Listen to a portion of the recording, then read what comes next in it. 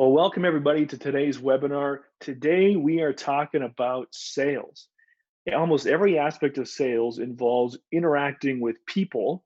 So during this pandemic, how do we navigate interaction and all the aspects of sales when so much of that is different? We're excited to host three experts in our industry. So let's get started. My name is Leighton Heeley. I'm the CEO of KnowHow. We're a software that helps companies add significant productivity to pretty much every department in the whole organization. Just a quick note on our format. This is a 55-minute webinar. So you have a little bit of time to transition to your next meeting. You'll have an opportunity to ask questions to our panelists, and we've really designed the event to be as interactive as possible. So you'll notice to the right of your screen, you'll notice that there's a chat box. This is the opportunity for me to remind you to start asking your sales-related questions. If you have a moment, let us know where you're kind of tuning in from, and it's great because that'll give us an opportunity of really how many people from all the different locations are joining us today. We're going to learn from three sales experts today, really learning about how they are modifying, how they're leading their teams, how they're advising their clients. So without further ado, we have Sam Taggart. Sam is the founder of D2D University. He's one of today's leading experts in direct sales. We have Jacklyn Christian. She's the director of relationship development at Paul Davis. We also have John Monroe, and he is the business development lead advisor at Violand Management Associates. So we have a broad variety of perspectives. So quite a lineup. We're recording this, and so if as we go through this, you're saying, I wish that I would have, invited my team or invited my sales staff or invited, my business partner, we've got you covered. We're going to send a recording to this to you at no extra cost so that you can share this with your community. But before we get going, I just want to thank some of our industry partners, Business Mentors, Phil and his team over at businessmentors.net, Cornerstone Business Services and Cornerstone International Alliance, Core Group, as well as Ask Amy. So it's been fantastic to partner with them in getting this community aware of all of the advice that we're going to be sharing today. Okay, let's kick things off. I want to kick things off with an opening question to each of our panelists, and then we're going to go to the audience for questions that you'd like to get answered. So our opening question, I'm going to start with you, Sam, and then I'll go to Jacklyn and over to John. So Sam, right off the bat, tell us, what specific changes have you had to make just to sales programs and even to the way that you're advising your clients just in the wake of this whole pandemic? A lot. I mean, I target mainly door-to-door, face-to-face, direct sales leaders and reps. And so, a lot of states and cities and markets completely shut down. Some were, a little flexible. And so, I've had to say, okay, how do we adapt? How do we not, just shut our doors and be like, well, let's just wait till this thing blows over. And so we've implemented things like the seven doors you could be knocking, not just the front door, which is like direct mail, call, ringless voicemail, email, text campaign, all the different avenues you can now get into the home and saying, how do we maximize the data? Where I've noticed a lot of people don't really leverage the data that currently lives in their CRM, whether they're previous customers, not sold customers, failed credits, whatever that is. And because they're always about the next lead coming in or the next door. And I said, well, let's talk about, okay, what do you have at hand and how do we leverage that data? And then the other piece that I would say would just be is how do we work on the business and the systems and the processes that you always neglect, but now it's time to say, let's take some time to work on your business strategies, slow down, get your team, hire the right people, put a system in place for training. I'm a training company, so we've been very focused on filming content and processes and automating their onboarding and training processes. And so those would just be some techniques that I've found has really made a huge difference. We've already seen as people kind of have softened up and gone out into the field a lot more, taking the last 2 months to spend time training and sharpening the saw.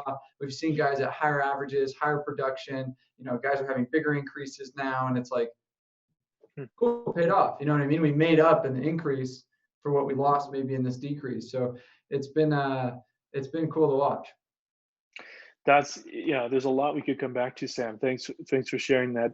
And just want to highlight. You say, really take the time, use this opportunity to beef up all those areas of the business that, or I guess, of the sales side of the business that we've all, we know we should have been improved. Maybe make some shuffles of the deck. So great feedback, Jacklyn. Same question to you. What specific changes have you made in your sales program in light of this pandemic, and what has been the result so far? Yeah, definitely. So one thing is obviously as a sales or a service provider, we're very extroverted people. So really focusing on the positive, not only at home, but also, with your team members and just the environment that's around you. So encouraging and being positive. And then something that I've really focused on is just the three basic things here for our company is safety, technology, and operationally. So safety, meaning our employees, our clients, our adjusters, our property managers, and our policy holders, and obviously number one, our employees. And then technology, we're using 3D imaging right now and really going out there and explaining what this is and having some educational Zoom sessions with our partners and with those relationships. And then, like I said, the third thing is operationally, inside of our building, what are we doing inside of our building that we can really focus and educate our clients and our customers on, inside of our building. So yeah, those are the main three things that I've been really focusing on to adapt to what's going on in the world right now. Thanks, Jacklyn. Thanks, Evan. John, same question to you before we throw it out to the audience. John, same question. You work with numerous companies, advising them on their business development, sales strategies. What specific changes have you seen them implementing? Have you been advising them to implement? Curious what the result has been. Yeah, I think Sam made a great point at the beginning about adapting, and I think that's been the biggest challenge for the salespeople in our arena is that we're all door knockers. We're all naturally going out, knocking on doors, introducing ourselves, walking into referral partners, customers' doors, and it's a face-to-face time. And for a door knocker, somebody that's used to being in face of somebody, now not being able to do that, wow, that's like taking a fish out of water and trying to tell it to breathe now. So, it's been a challenge. I can tell you a lot of the sales reps have had a big challenge the first couple of weeks once it started. I can tell you that they have adapted very well. We have a team site that we have set up where about 75 to 100 sales reps are on, and some of the amazing ideas that are coming across are just absolutely wonderful. I mean, we're talking about, taking your sales route and instead of door knocking now, you're making phone calls and instead of trying to connect, just walking into a door with a new prospect, you're now having to get on LinkedIn and use LinkedIn. I think Sam made that comment earlier, trying to find new ways to connect. And that's a very important avenue for the sales folks, is trying to find a new way to connect. And what have you seen, John? I'm curious, amongst all these creative things that you've seen people do, did any rise to the top in terms of just pure effectiveness? What seems to be generating the best results? Yeah, it's these kinds of things right here. These Zoom meetings and also go-to meetings, whatever you want to, whatever your flavor is. Those have been the really big ways to connect with folks. I've got some sales reps that are just reaching out to insurance agents or plumbers and saying, hey, let's do a face-to-face meeting and let's talk about, number one, how you doing, right? I mean, let's get basic here. How you doing? Because you said your wife, talking about how you look good, in the beginning when we were talking. And so I think that's important, connecting with people and just asking them, how you doing? This is trying times for everybody. And then you can start talking about, hey, what are you doing as far as trying to keep in touch with your client base? What are some things that you're doing? And talk to people. Get back to the basics, okay? And I think that has been the real key, is having a video conferencing. I've got some reps that have also set up video conferencings with BNI groups or chambers where, you've got the Brady Bunch look going here where, everybody's got a little square. And, they're doing all sorts of either networking events on Zoom, or they're having some type of meeting about topics that need to be discussed and how they're connecting with people. No, that's I find that really fascinating, how quickly people are adapting. Sam, I want to go back to you.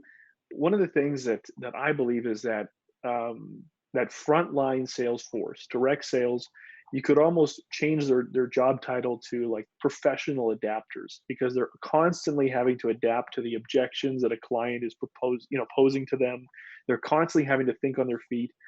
I think that you and the whole workforce and the talent force that you interact with are really well prepared to adapt and pivot to this situation.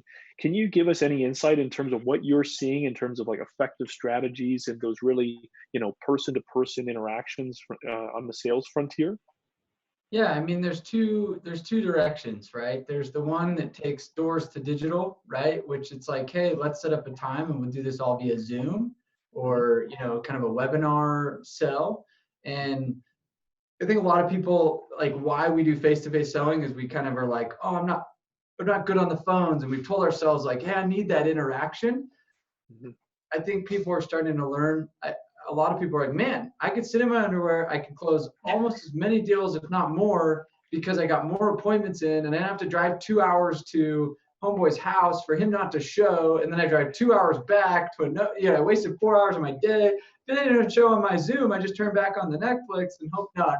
No, but it's like I'm just saying, like a lot of these sales guys have been like, oh man, this is actually really comfortable. And I feel like I can have an open conversation as if I were right there, and kind of create a scenario, create a space, create a comfortability with a customer via digital, right? And so it's like what they did was being able to set up a space to sell the deal and get husband and wife both sitting in the Zoom, and making it a very comfortable situation for a customer to buy has been one adaptation I've seen really successful, right? And I think a lot of people, I have, solar clients and roofing clients and satellite and pest and alarm, all different industries, right? So I've noticed some of them are kind of like, man, we've actually seen an increase in volume over Zoom because we've been able to, optimize our time and less travel time and this and this and this, right? So then the next one is, how they've adapted like the in-person sale, right? So, the typical sales process has a lot of handshakes and a lot of, let's sit at your table, and so I've seen how they've, knocked a door, but stood maybe 12 feet back and used the pandemic as the icebreaker, right? So whether they have a measuring tape with 6 feet of line rolled out, and they go to the home and like, don't worry, I'm 6 feet away, it creates an immediate icebreaker, right? Or, it's an immediate, like, homeowner laughs, homeowner's like, haha, we're all in this effing thing together, like, let's talk, like, you know what I mean? And it's created this automatic icebreaker that I think that those that are out in the field have been able to lean on. And and I guess the thing I'd add to that would also be, people are in business to do home projects during this downtime. Like, people have been, oh, I got to get my roof done, I got to get my solar on. I've wanted to do that, but I've never thought about it because I'm always so busy in the rat race. So like, there's a lot of like, hey, let's clean up my life and let's get my life organized. How many people probably, did a bunch of their landscaping over this time and built the shed that they've always wanted to build. And, like me, I organized my garage and I laid flooring and I like, what I mean? I'm like, I would never be caught dead doing some of that stuff. I'm like, well, I guess I'll do the garage stuff. And I think it's fair to say that now homeowners are just staring at their homes more than they probably ever have before. And so, and because they're probably in the same place as their spouse, they're probably getting twice as many elbows, reminding them that that roof is falling off, right? So, thanks, Sam. Jacklyn, I'm curious, the whole aspect of educating the client. To me, there's two sides of it. There's, making sure that we're not doing anything to suggest that we don't care about their safety. But on the same side, there's an education to ensure that that you can still have a meeting with them. So I'm curious. I want to talk about customer education. Jacklyn, what are you doing to educate the customer so that you can still engage with them right now? Yeah, that's awesome. So what we're doing to educate is really, we have now implemented some 3D imaging. So it's very new to Minnesota. It's called Matterport, and to restoration world. It's obviously known in, selling homes and the real estate, but it's new for restoration. So what we've been doing is gathering all of our clients and our adjusters and our property managers and getting on the Zoom call, like Sam had said, and beefing it up, and really going through the process of the features and benefits of this new 3D imaging Matterport with them, and then answering any questions and walking them through like a step-by-step process on, hey, we can keep our safe distance. We don't have to, or we can minimize going into the homeowner's home with them, keeping that safe distance that we have to be doing right now. And they are just loving it.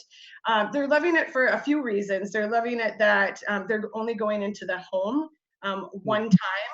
We're emailing over the Matterport imaging for them, and they can write their estimate and upload it right into Xactimate right away. So really doing that, basic training with them and introducing that with them. And then also we teach a lot of like CE classes, CMCA classes for property managers and adjusters and stuff like that. And I'm not able to do that online right now.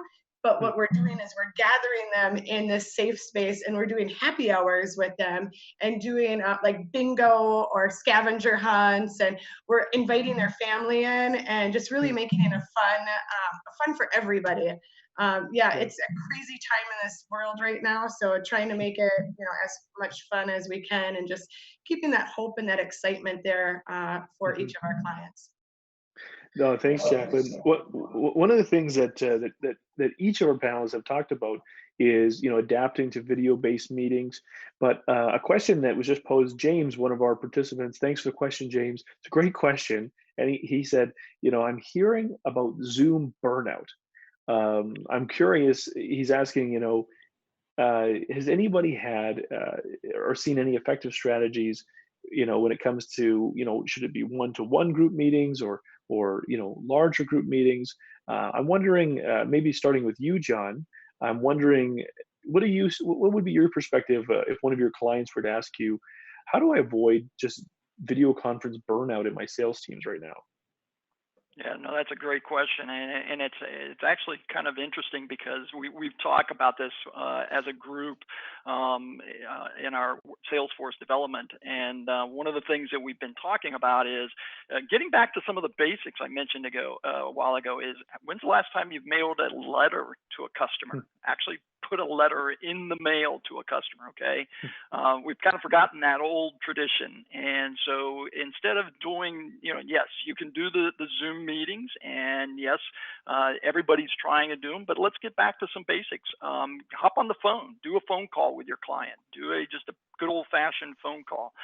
Turn around and send an individualized email. Don't do MailChimp, don't do, mass emails. Write an individual email to your client or your partner, your referral partner, and say, hey, just wanted to follow up with you on what we talked about on the phone. Write that personal letter to them and say, hey, thanks for the business.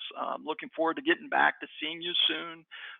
Those are all things that we can do besides just doing the video conferencing. Yeah, you can get burned out on that, everybody wanting to do those. Mm-hmm. What about you, Sam? Sam, one of the things that, and I wonder, Sam, if you could also speak to this, because you made a comment that I thought was really interesting. You said you said doors to digital. You made that comment, and so my understanding is, how do you bring somebody into kind of that first kind of face-to-face being over digital, assuming that that's probably going to be over Zoom or over a GoToMeeting. So question to you is, could you unpack kind of how you do that, like how you move from door to digital, but also curious your perspective, if somebody was to ask you, hey, I'm getting totally burned out of using Zoom all day long, what would be your advice there? So first part of your question, I would say there's three digital elements that you can leverage. the first digital element that I think a lot of people utilize is just a video message. It doesn't need to be a Zoom appointment. It might just be like, think of like Marco Polo. People are pretty used to let me watch it in my due time, but I'm going to watch it, right? And I'm going to reply back to you when I'm ready to reply back to you, but it's going to happen at my pace, right? So that's the element of a Marco Polo that you could leverage via video message on a text or a Facebook Messenger or whatever. And then the other piece would be, you have let's set up a time, I would knock, like I'd show the face-to-face and I would stay my distance, but then I would say, hey, I don't have to come in. I can do everything digitally. There's nothing I like, you know what I mean? I don't have to interact, like, I want to protect you, obviously, and us, and schedule a time to Zoom. But the third and underestimated is, how do I knock them via a Facebook or Instagram ad by leveraging their data strategically? So if I have a name, phone, or an email, I can show up on their screen when I want to and when I choose to by putting some money behind this targeted ad. And you can do ads not to lookalike audiences, not to, general, building your audience. It could literally be these 15 emails I want to target, right? And it's like, it'll show up on their Facebooks. And now all of a sudden you're talking to them when they're scrolling through their Instagram feed, and it's like, holy shit, it's like, what? He's everywhere. Like, he's on my effing Instagram. Like, you know what I mean? And all of a sudden you digitally kind of hit them at a different angle. And now they're more inclined, when all of a sudden you go to do your Zoom meeting or you go to show up to their home, they're kind of like, you're the guy, I've seen you. And you're like, I know, because I'm really good at marketing and I'm good at targeting you and I'm good at, pixeling you. It's like, you come to my website, you're going to start to see me. So I know how to set that kind of system up in the marketing element to where I can warm them up a little bit to where it makes it a little softer and easier to sell. Yeah. And then, so that was the first question. The second question, sorry, was no. Go ahead. So, well, the first part of it was ultimately like, what does that door to digital look like? And so, thanks for unpacking that. And the second part of it is just purely, what would be your advice to someone who said, Sam, I'm just totally burned out of using Zoom. I'm just sick of sitting and staring at my computer all day long. What would be your advice to that person? Well, don't use a computer, just use a phone, like John said. No, I think the element of, I'm sick of Zoom. There's a thing called Loom. So change the Z to an L. It's free. It could leverage the whole, I'm going to send you some educational, indoctrinational, some information kind of play, and kind of say, I'm going to get 30% of my sale done pre-sale by just tracking to see if they've watched or seen or engaged in some of my pre-indoctrinational videos. And that way I'm not like setting up a 3-touch close. I'm more doing a 1-touch close because I know they've gotten some of the information they needed to before they get to my actual close. You know what I'm saying? Like, I think a lot of people, they think they need to have, like, I told this to all my team. So I have like 20-something, right? And I'm like, guys, if we have to set up another effing Zoom meeting for something so stupid and it's an hour long on my calendar, I'm going to shoot somebody. You know what I mean? Like, that's where people are getting burned out. Like, send me another Zoom calendar invite. I'm like, no, I need like a quick little Loom video, you explaining what you did, return and report, and send it to me, and I'll watch it in due time. You know what I mean? Like, that element of education, I think customers are also kind of like, I can handle that. You know what I mean? Yeah. So that would be, I don't know, just a little nugget, I guess. Yeah. John, were you gonna comment on that as well? Yeah, absolutely. And Loom is a fantastic tool. I have created, I call them my Loomy experts. I mean, that's what my salespeople have become. I mean, they're absolutely fantastic when it comes to creating Loom videos. And as Sam said, that they're pre-introducing your customer to information you want to pass along. So you can attach it in an email and say, hey, Leighton, I know you're busy. Here's some information I think you will find valuable. And look, don't even focus on necessarily the COVID-19. I think that's the biggest burnout right now. Everybody's tired of talking about COVID-19. So let's talk about what our original business is, and that is, disasters in the house, water leaks, mold, all kinds of different things. So let's talk about that. Let's talk about how our business can help that consumer, or how we can help that insurance agent that has a client that's got that problem. Loom is a great idea. COVID didn't stop floods. Sorry. Absolutely. This stuff still happens. Life is still happening.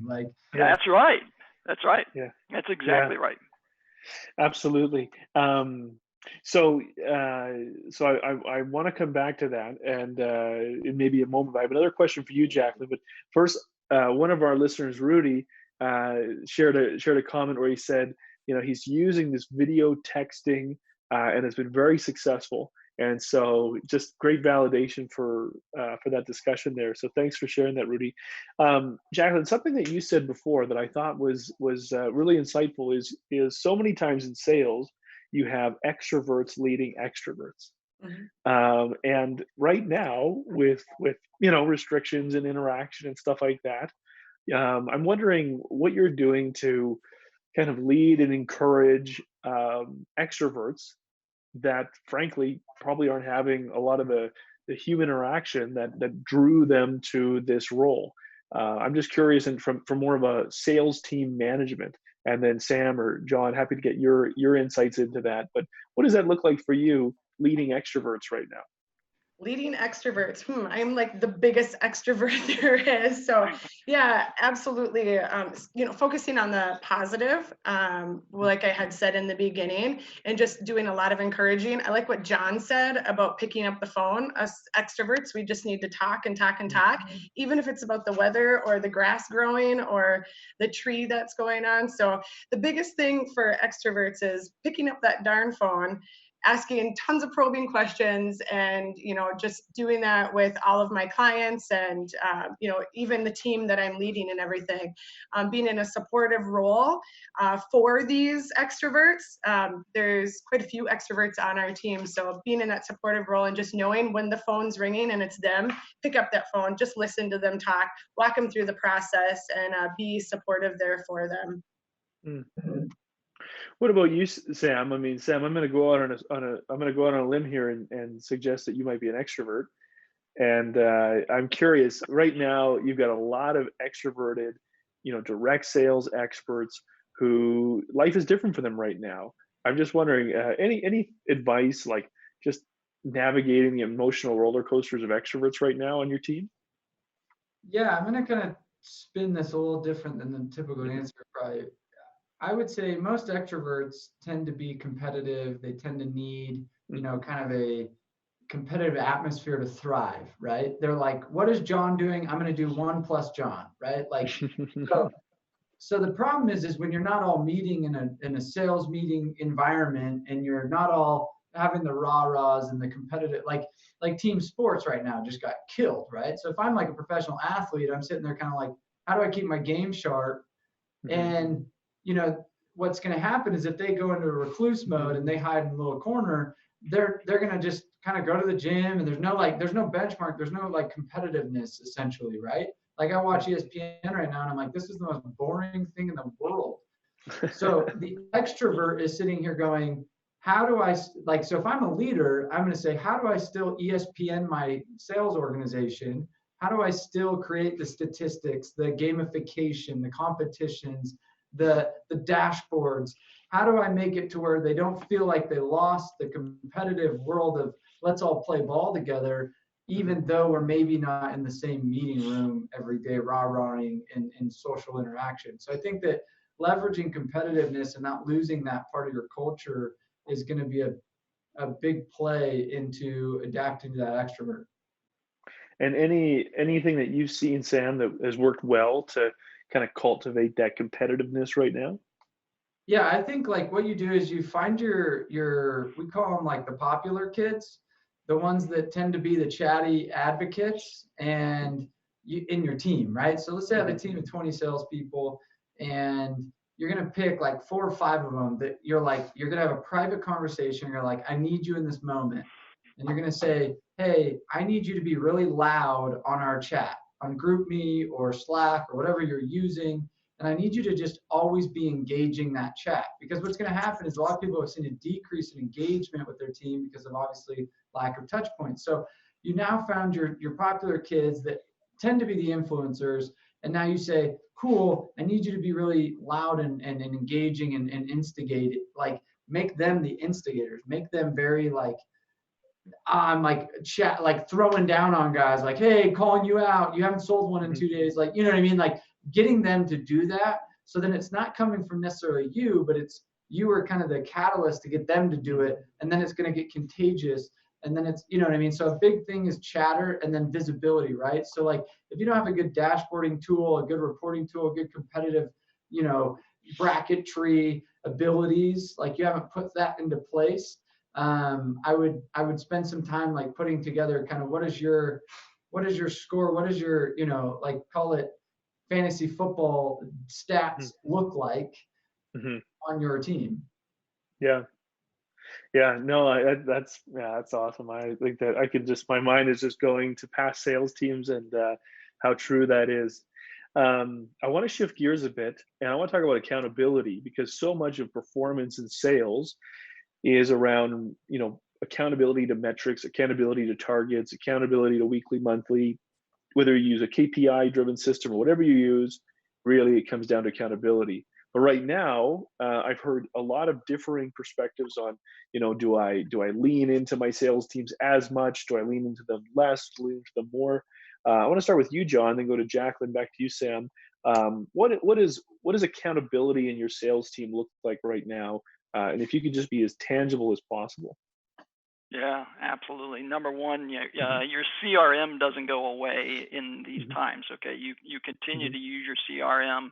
Look, instead of it saying how many sales calls did you make, literally sales calls, it's now how many phone calls did you make? And absolutely, look, we're salespeople. That's what we live on, as metrics. That's the only way to measure us. And so, yeah, the metrics have to stay in place. And as a manager, yes, you have to be sensitive that, we're all going through tough times here. It's a challenge for us. As I said, we're fish out of water. We're sitting in the house now, not going out knocking on doors. But we still have to have accountability. And so as a matter of fact, Violand created for our clients, our sales clients, a 10-point list of what does a daily task list or playbook look like for a salesperson in COVID period. And we basically goes back to what I said, you know, let's take your route, for instance, you're making 10, 15 stops a day. Okay, well, instead of making 10 or 15 stops, you're now making those 10 or 15 sales calls. You know, you were stopping by a new office or a new referral partner. Instead of, stopping by, now you're going to make 3 or 4, maybe 5 new introductions on LinkedIn. So I'm going to find a new potential client on LinkedIn. LinkedIn is probably an underused product prior to COVID-19. Most people, I think, thought of it more as a place to find a new job or recruit, get myself out into the marketplace. It's amazing how much LinkedIn has become very popular in the business arena. Facebook is great. I think it's more for your B2C customer, whereas LinkedIn is a B2B. Now I've got some sales reps that are all out there saying, "Oh yeah, forget that, John, you're wrong. Facebook is great," and I've got some sales reps that have actually done a very good job with Facebook and connecting with some of their clients. But again, let's start checking out as a manager, as a sales manager. How many times are you linking up with a new potential client?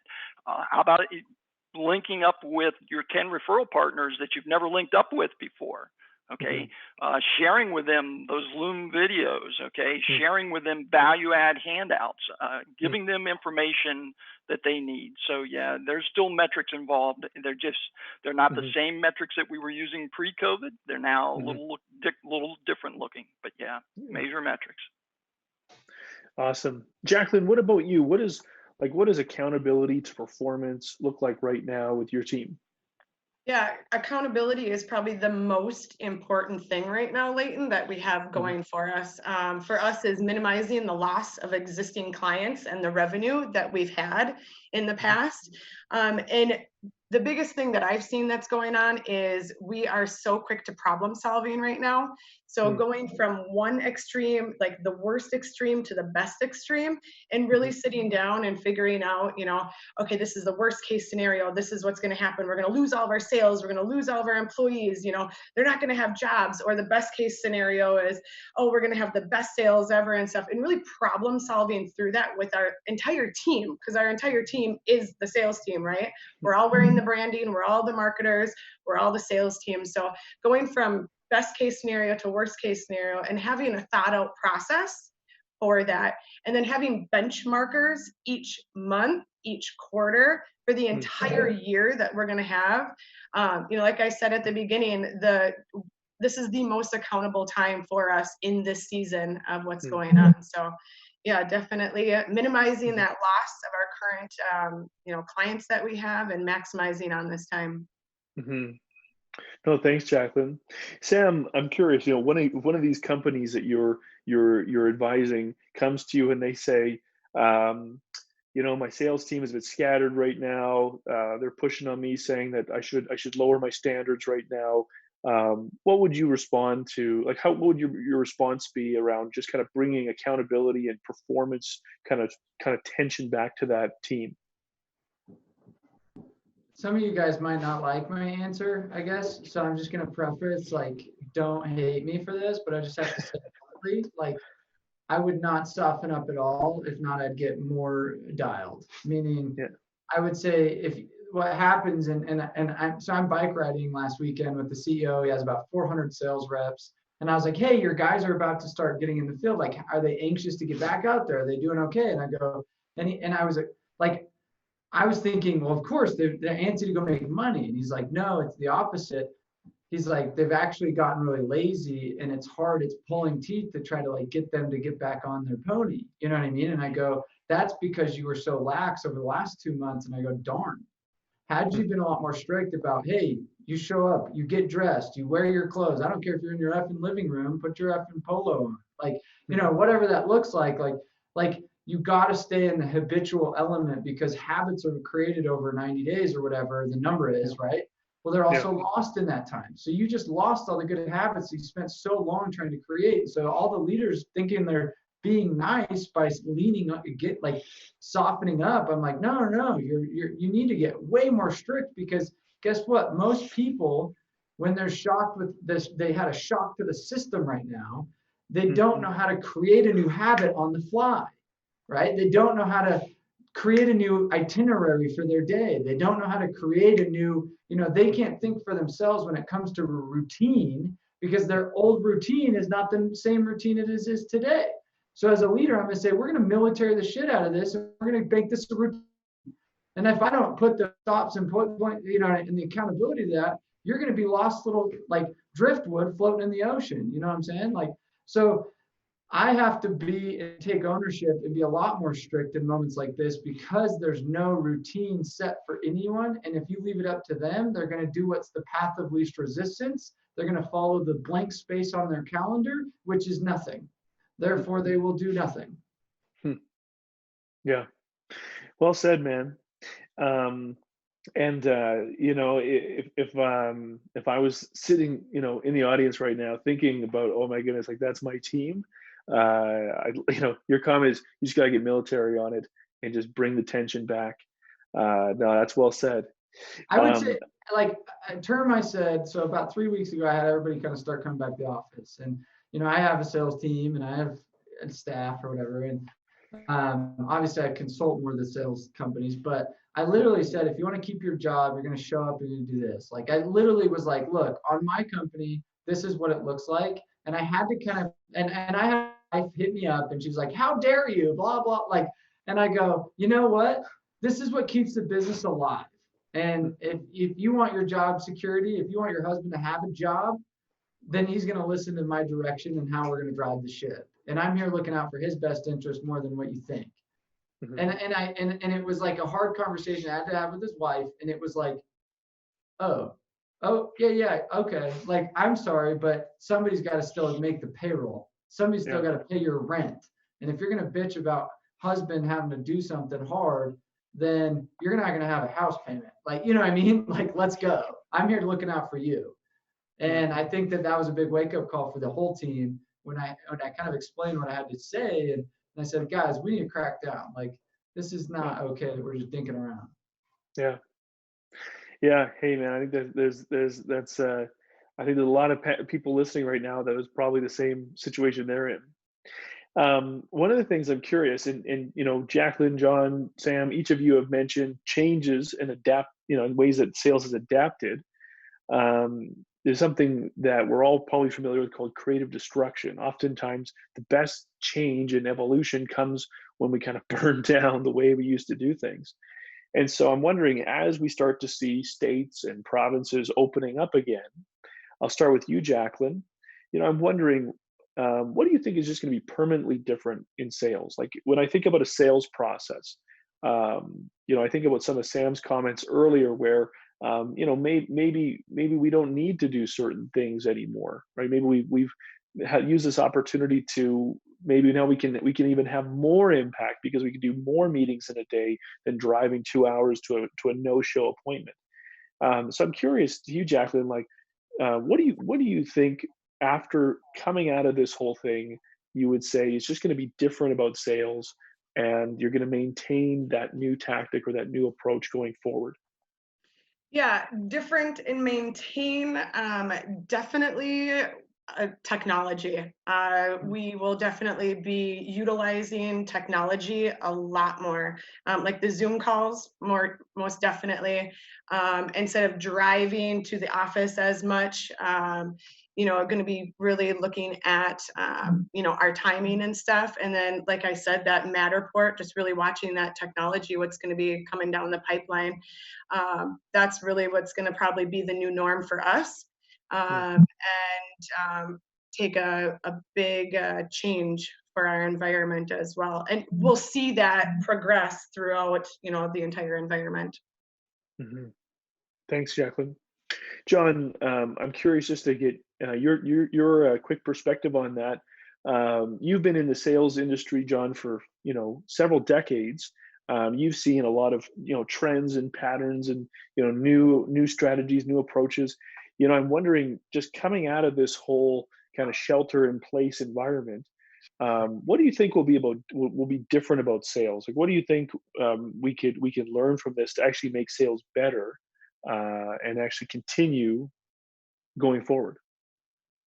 I think the biggest thing is that we're going to and we've been talking about this with the sales folks is, look, everything you're doing right now, the homework you're doing, the research you're doing, trying to find new clients, don't lose that when you come out. It's something that we probably didn't do very well because we thought we had to make 15 calls every single day, and we didn't take time to do the little things.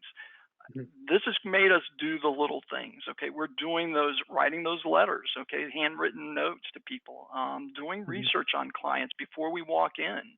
I think we've gotten away from those things, and I think that COVID is going to bring us back to center, and I think it's going to make us a stronger, better salesperson because we're going to be more conscious of what we're doing. I think that's going to be the big takeaway with this.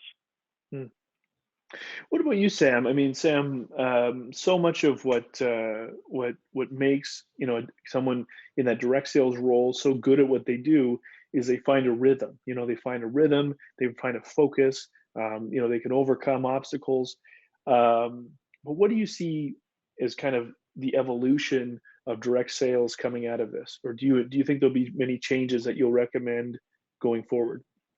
Well, I kind of contradict myself to this answer, so don't hate me for that. But first answer is, you're now not like a Cutco knife, you're a Swiss Army knife, right? You've got all these different little pieces to your tool belt that you can kind of whip out and be like, ooh, I can sell you via Zoom, or I can sell you over the phone. I don't have to show, like as a sales individual, I've got like I'm more Swiss Army knife, right?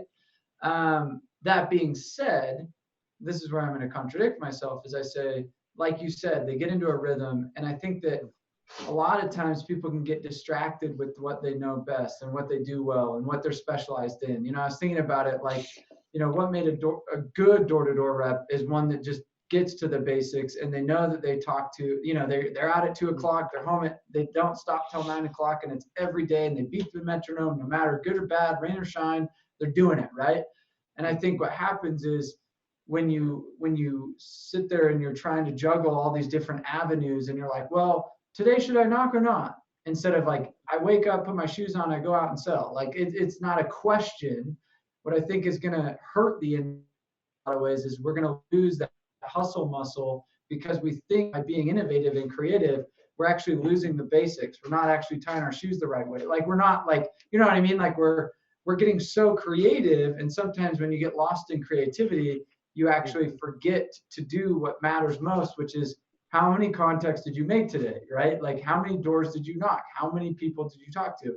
And I think some people will forget, like, dude, you were grinding where you talk to 100 people every day. Like go back to that, and you're going to make as much like more money. Like stop trying to like sit in the office and send emails, when in reality, that's not getting you as much business as when you're sitting there closing deals. Like, so I think that we have to be really careful and really present to the hustle muscle being diminished, and not getting too distracted by being a Swiss Army knife. But it's nice if you can balance in your planning and your time efficiency, leveraging the Swiss Army knife abilities, and still keep the hustle muscle. We're going to become stronger sales individuals. You know what I mean? Like we're going to be more, we're a stronger tool at that point. Yeah, and what you're saying, it makes me think of something I've heard referred to as avoiding the trap of productive procrastination in sales. Exactly. Yeah, I've heard it referred to someone say, you know what, I know that that's gonna make you feel like you did a lot of positive stuff today.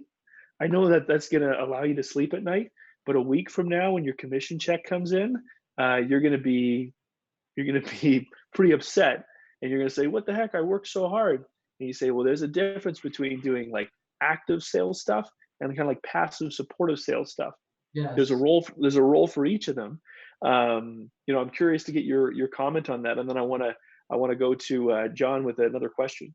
Yeah, that's the best way to think about it. I think a lot of people have been working on their soft skills or their passive productiveness over the quarantine, and to go flip the switch and go active sales productiveness, it's just a different muscle, right? So it's like I just switched from running to biking, and all of a sudden today I went mountain biking up this big mountain, and I was like, dude, my legs were killing. Where, me running, I could run a really long distance. It's just a different leg muscle, right?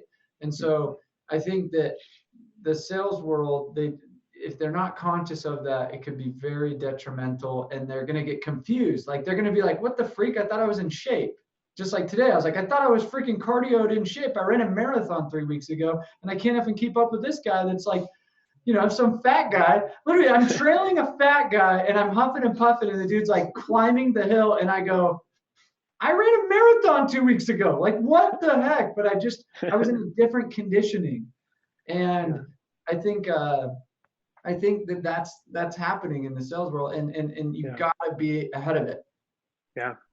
No, well said. And I think that we could probably go into like, just how do you coach your salespeople through the emotional roller coaster they're probably going through right now. I'm sure there's been a change in, who was the all-star might not be the all-star anymore. And, there's all that, shake on some ego, and there's probably been some interesting roller coasters over the last 6 to 8 weeks here.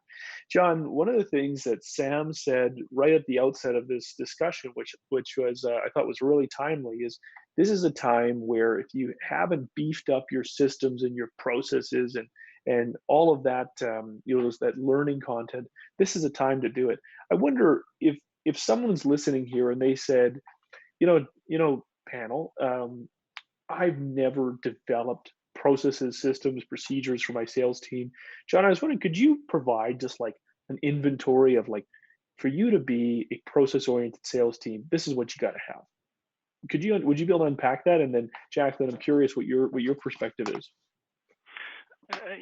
And you say processes, so you're talking about what does go back to my daily sales task list, I think really is what you're asking there, Leighton, is, Yeah, let me add a point of clarity. So okay. if right now you have a sales team where let's be honest, they kind of just wing it every week. They just Okay. respond to the leads that come in. You fast forward, and now they're like just this oiled machine where there's predictable revenue. There's actual rituals and rhythms in the week. What contributes to that engine being an engine as opposed to just kind of a luck machine? I think again, you're the fact that you're now sitting at home and you're taking time to schedule out what you're doing during the day. I think that's been a fundamental out of this whole thing, is taking the time to develop a plan. Okay. One of the things that we always start out with a client is say, okay, we're going to create a business plan. We're going to create a sales plan. Okay. That sales plan is our plan for the year, right? What target markets are you going after? What is your approach at those target markets? What are your action steps, right? We get into the first 3 months and all of a sudden that gets thrown out the window, and everybody's, the world has gone crazy. We're running around, we're doing whatever we're doing as far as knocking on doors, and we're not paying attention to that sales plan. Again, we need to come back to center. We have to make sure that we're doing the things that we said we were going to do in that sales plan. Okay.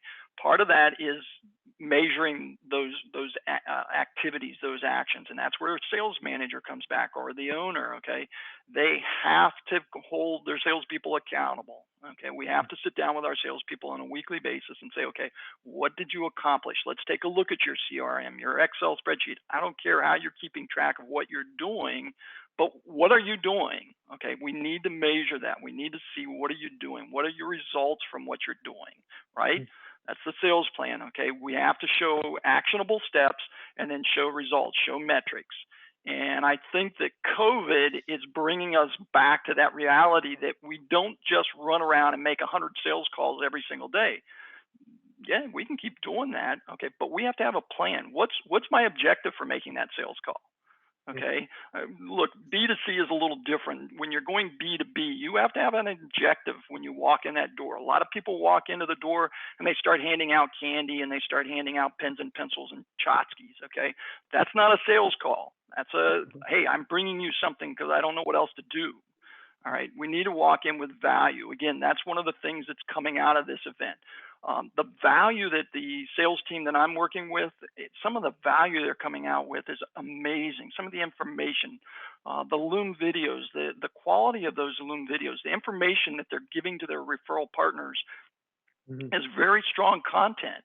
Okay, they've got the time to spend to sit down and do that. I can tell you that I was pulling teeth pre-COVID trying to get somebody to create a Loom video. All of a sudden now I've got everybody creating one a week. All right. I got one value add handout being created. I've got some reps that are creating blogs on their LinkedIn. I mean, a blog, okay? They're writing articles to put on their LinkedIn. Never done that before. Why? Because I never had the time. I never took the time. Now I'm creating value. And when I'm walking into my clients, I'm bringing them value. I think that's going to be the big takeaway from this. I think a lot of sales reps are going to realize I got to have better information when I'm walking in, not just candy and trinkets. Absolutely. Yeah, well said. And being mindful of time, I want to move us towards a close. And so thanks for that, John. And I want to give each panelist an opportunity just to respond to one final question before we close. I just want to thank our industry partners before we wrap up here: Business Mentors, Cornerstone Business Solutions, Services, and Cornerstone International Alliance, Core Group, and Ask Amy. Thanks for partnering with us. And just a reminder to everyone, we are going to provide a recording of this that you can share with your network. So one of the things that I really want to just highlight of what you said there, John, is how do you build an armory of sales content and resources so that when we come out of this pandemic and as the states begin to open up, that you can draw on that for all of your sales activities. So it's just fantastic. So my last question, and I'm going to just challenge our panelists to keep it to 30 seconds each. Biggest piece of advice. What's your biggest piece of advice to someone who's either in a sales role or they're leading a sales team, and they want to leave this panel and they want to just turn to their sales staff and say, start doing this and stop doing this. So I'm going to start with you, Jacklyn, then I'm going to go to you, Sam. But Jacklyn, what's your kind of closing piece of advice to that person? My biggest piece of advice would be, like I said at the beginning, is really focus on the positive, encourage a positive atmosphere, and what you focus on, your team will become. Hmm. Fantastic. Same question to you, Sam. Yeah, dovetailing off that, it's if you're all COVID, COVID, COVID, your customers are going to be like COVID, COVID, COVID. Your reps are going to be like COVID, COVID, COVID. And I think if you can just say, business is normal, we're effing selling a ton of this stuff, we're going to grow. Like you look at like the biggest companies, they were grown during recessions. Like those are the companies that thrive. It's saying, now is our time to capitalize on talent. So one of my things would say, go after massive amounts of talent and recruiting. And then other one would be focus on how do you go and actually dominate while everybody's retracting? How do you put more time and resource and money into this when everybody's scarce? Because that's how you capitalize in a capitalistic economy. So I'm sitting here going, let's capitalize. Like I'm selling off a ton of my real estate right now because I'm just waiting for the market to drop and then going, yay, discounted homes. Like, you know what I mean? So like I'm literally looking at this thing going, finally, we get to get like buy low, sell high. Talent is coming. Like, dude, I posted a job ad, had 22 interview or resumes in less than 24 hours. And I'm going, these guys are way overqualified. I almost feel bad. Like, you know what I mean? And I'm like, but I look at it, I'm like, well, I guess I got to pay you what I want to pay you, and good luck trying to find a job. And here you go. I got a really talented XYZ, and I'm saying capitalize. That's great. And John, last opportunity for you just to share some advice. What would be your kind of closing piece of advice to that salesperson who wants to leave this panel and give some guidance to their sales team? Yeah, I think the key is continue to focus on value, bring value to your clients. Okay, that's the most important thing, and that's what I think has come out of COVID is not just walking in and talking about how great we are, but bring value. Bring value. That's the takeaway. Fantastic. Yeah, that's well said. Well, I want to bring things to a close.